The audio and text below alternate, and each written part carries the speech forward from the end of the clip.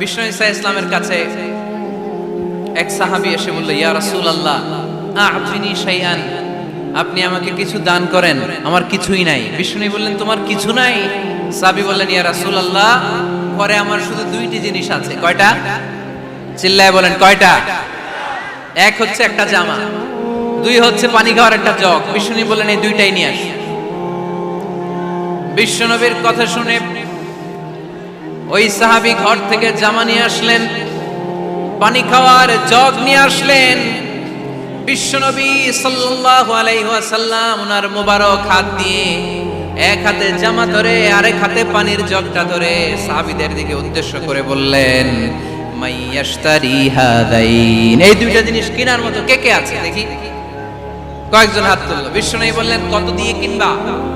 এক সাহাবী বলে, ইন্নী আশতারিহিমা বিদিরহাম, ও নবী যদিও এগুলো আমার দরকার নাই, কিন্তু আপনি যেহেতু নিলামে ডাক তুলেছেন, ইয়া রাসূলুল্লাহ ইয়া হাবিবাল্লাহ, আপনার সম্মানে আমি 1 দিরহাম দিয়ে দুইটা জিনিস কিনে নেব। 1 দিরহাম, একটা জামা, একটা পানি খাওয়ার জগ, দাম কত? 1 দিরহাম। বিশ্বনবী বললেন, না না, 1 দিরহাম তো অনেক কম হয়ে যায়, মাইয়াজিদু আলা যালিক, এর চেয়ে বেশি দামে কে কিনবা? আরেক সাহাবী হাত তুলে বলতে লাগলেন, ইয়া রাসূলুল্লাহ ইয়া হাবিবাল্লাহ ওয়া ইন্নী আশতারিহিমা বিদিরহামাইন, আমি এই জামাটার পানি খাওয়ার জগটা 1 দিরহাম নয় 2 দিরহামের বিনিময়ে কিনতে চাই। বিষ্ণু ঈসা ইসলাম ওই সাহাবাকে দিয়ে দিলেন। দিয়ে 2 দিরহাম নিয়ে যে লোকটা ভিক্ষা করতে এসেছিল তার হাতে 2 দিরহাম দিয়ে বললেন, যাও 1 দিরহাম দিয়ে ঘরে খাবার কিনে দিয়ে আসো, আরেক দিরহাম দিয়ে একটা কুঠার কিনে নিয়ে আসো। শুনতেছেন? কি কিনে নিয়ে আসো? কুঠার দিয়ে কি করে? গাছ কাটে। ওই সাহাবী কুঠার কিনে নিয়ে আসার পরে বিশ্বনবী নিজ হাতে কুঠারের মধ্যে একটা কাঠের হাতল লাগাই দিলেন। আল্লাহু আকবার! হাতল ছাড়া কুঠার ইউজ করা যাবে? বিশ্বনবী নিজ হাতে ওই কুঠারের ভেতরে একটা হাতল লাগাই দিলেন আর বললেন, লা উরিদু আন আরাকা 15 আইয়াম, এই কুঠার নিয়ে জঙ্গলে যাও, গায়ে অনেক শক্তি আছে, কাঠ কাটো, এই কাঠ কেটে বাজারে বিক্রি করো, সামনের 15 দিন যেন আমি আমার চোখের সামনে তোমার না দেখি। বিশ্বনবীর পরামর্শ অনুযায়ী কুঠার নিয়ে ওই সাহাবী জঙ্গলে চলে গেলেন। কাঠ কেটে বাজারে বিক্রি করতে করতে 15 দিন পরে 10 দিরহাম নিয়ে বিশ্বনবীর দরবারে হাজির হয়ে গেলেন। 10 দিরহাম নিয়ে বিশ্বনবীর কাছে হাজির হয়ে গেলেন। সাহাবী এসে বলল, ইয়া রাসূলুল্লাহ এখন আর আমার ভিক্ষা করা লাগে না, আমার গায়ে অনেক শক্তি আল্লাহ দিয়েছে, আই এম ভেরি এনার্জেটিক, আপনার দেয়া বরকতের কুঠার দিয়ে আমি কাঠ কেটে কেটে স্বাবলম্বী হতে শুরু করেছি। সুবহানাল্লাহ পড়েন। আমি এখন 10 দিরহামের মালিক। বিশ্বনবী বললেন, লা আইয়াহতাতিবা আহাদুকুম হুসমাজান আলা যাহরিহি খায়রুম মিন আইয়াসআলা শাইআন ফায়ু'তিয়াহু আও ইয়ামনাহু, যাদের গায়ে শক্তি আছে তারা ভিক্ষা না করে কাঠ কেটে পিঠে সেই বোঝা নিয়ে বাজারে বিক্রি করা অনেক ভালো, কারণ কারো কাছে যদি তুমি হাত পাতো সে দিতেও পারে নাও দিতে পারে, আর কষ্ট করলে কষ্ট কোনোদিন বৃথা যায় না। চিল্লায় বলেন ঠিক কিনা? বিষ্ণু ঈসা ইসলামের অনুপ্রেরণায় এই সাহাবা অল্প কিছুদিনের ব্যবধানে স্বাবলম্বী হয়ে গেলেন। What is the moral of the story? বিশ্বনবীর এই প্রফেটিক স্টোরি থেকে আমাদের কি শিক্ষা? লেসন নাম্বার 1, বিশ্বনবী চাইলেই ওই 2 দিরহাম দিয়ে বলতে পারতো, যাও খাবার দাবার কিনে ফ্যামিলিতে দিয়ে আসো। সে ওই 2 দিরহাম নিয়ে খাবার দাবার কিনে ফ্যামিলিকে খাইয়ে রাত্রে আবার ভিক্ষায় নামতো। কথা কন, রাত্রে কি করতো? ভিক্ষায় নামতো। বিষ্ণু ঈসা ইসলাম তাকে কাজ করে খাওয়ার জন্য উৎসাহ দিলেন। পাশাপাশি বিষ্ণু ঈসা ইসলাম পার্মানেন্ট সলিউশন দিলেন। এজন্য পার্মানেন্ট সলিউশনের ব্যবস্থা করতে হবে। অনেকে আমরা যাকাত দেই, যাকাতে শাড়ি দেই, যাকাতের লুঙ্গি দেই, আছে না নাই? লক্ষ্মীপুরে এরকম দেয় নাকি? কি দেয়? হ্যাঁ, গাড়ি, গাড়ি দেয়, শাড়ি না। যাকাতের শাড়ি, যাকাতের লুঙ্গি বলতে কোনো কথা ইসলামে নাই। এগুলো খুব কম দামি শাড়ি, যাদেরকে এগুলো দেয়া হয় তাদেরকে অপমান করা হয়, ঠিক কিনা? আল্লাহ বলেছেন, ওয়ালাকাদ কাররামনা বানি আদম, I have dignified the status of the sons of Adam, আমি আদমের সব সন্তানদেরকে সম্মানিত করেছি। সুবহানাল্লাহ পড়েন। আপনাদের চেয়ে সম্মানিত কেউ আছে? মানুষের যে সম্মানিত গোটা বিশ্বে আর কোনো মাখলুকাত আছে নাই।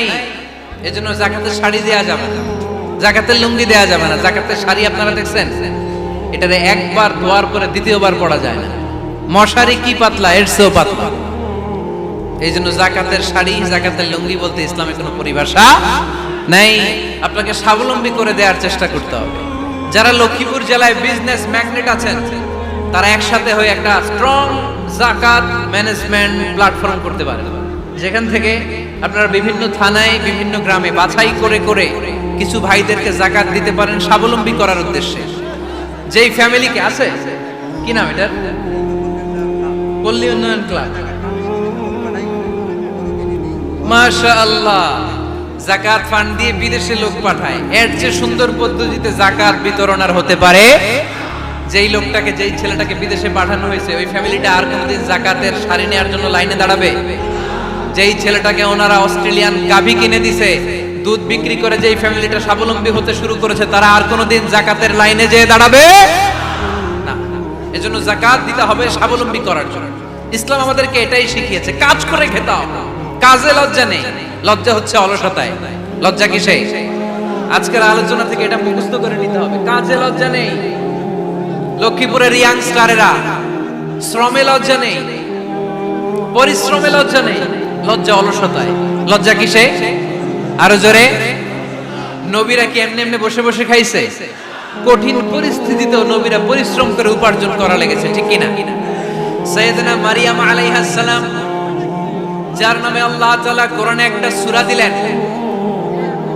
উনি পৃথিবীতে এমন একজন মহিয়সী নারী, যেই নারীর গর্ভে, যেই নারীর পেটের ভেতরে স্বামীর স্পর্শ ছাড়া সন্তান দিয়েছে কে? সাইয়েদনা ঈসা আলাইহিস সালাম পেটে আসলেন। মারিয়াম আলাইহিস সালাম লজ্জা পেলেন। হায় হায়, কেমন করে এলাকাবাসীদের কাছে আমি আমার মুখ দেখাবো? বিয়ে করি নাই, স্বামী নাই, বিয়ে হয় নাই, স্বামী নাই, কিন্তু পেটে সন্তান চলে এসেছে। হায় হায়, এলাকায় কেমনে মুখ দেখাবো? লজ্জায় পড়ে মারিয়াম আলাইহিস সালাম এলাকা থেকে চলে গেলেন। কি অবাক করা কাণ্ড! বাচ্চা ভূমিষ্ঠ হওয়ার জন্য, বড় হওয়ার জন্য 6 মাস 7 মাস লাগে নাই, পেটে বাচ্চা আসার সাথে সাথে বাচ্চাটারে বড় করে দিয়েছে কে? সাইয়েদাতুনা মারিয়াম আলাইহিস সালাম এবার বসে পড়লেন, বুঝতে আরম্ভ করলেন প্রেগন্যান্সির পেইন উঠেছে। হঠাৎ করে পেট থেকে বাচ্চা ভূমিষ্ঠ হয়ে যাওয়ার পরে উনি কাঁপতে আরম্ভ করলেন। ক্ষুধার চোটে খাবার কিছু নাই, সামনে ঝর্ণা, উপরে একটা খেজুর গাছ। সাইয়েদনা ঈসা আলাইহিস সালামকে কোলে নিয়ে মারিয়াম আলাইহিস সালাম মনে মনে ভাবে, হায় রে, কেউ যদি একটু খেজুর পেড়ে দিত, এই ক্ষুধার মুহূর্তে আমি খেজুর খেয়ে পেটের ক্ষুধা নিবারণ করতাম। রব্বুল আলামিন মারিয়ামকে উদ্দেশ্য করে আয়াত নাজিল করে দিলেন, ওয়া হুজ্জি ইলাইকি বিজিযিন নাখলাতি তুসাকিত আলাইকি রাতাবান জানিয়া। কোরআন সাক্ষী, হুজ্জি ইলাইকি বিজিযিন নাখলা, এর মানে হচ্ছে মারিয়াম, কেউ পেড়ে দিবে না, একটু কষ্ট করে হাতটা উঁচু করে খেজুরের ডালা ধরে ঝাঁকুনি মারো, টসটসে কাঁচা পাকা খেজুর নিচের দিকে পড়বে, তারপর তুমি তুলে খাবে। সুবহানাল্লাহ পড়ে। আল্লাহ চাইলে অটোমেটিক্যালি কারামাত হিসেবে খেজুরগুলো নিচে ফেলতে পারতেন না? কথা কোন? খেজুরগুলো অটোমেটিক্যালি নিচের দিকে পড়ছে? পড়ে নাই। আল্লাহ শিক্ষা দিয়েছে, যেই পরিস্থিতিতে থাকো না কেন, তোমাকে শ্রম ব্যয় করে, কষ্ট করে তোমার উপার্জন করতে হবে, রিজিকের বন্দোবস্ত করতে হবে। চিল্লায় বলেন ঠিক কিনা?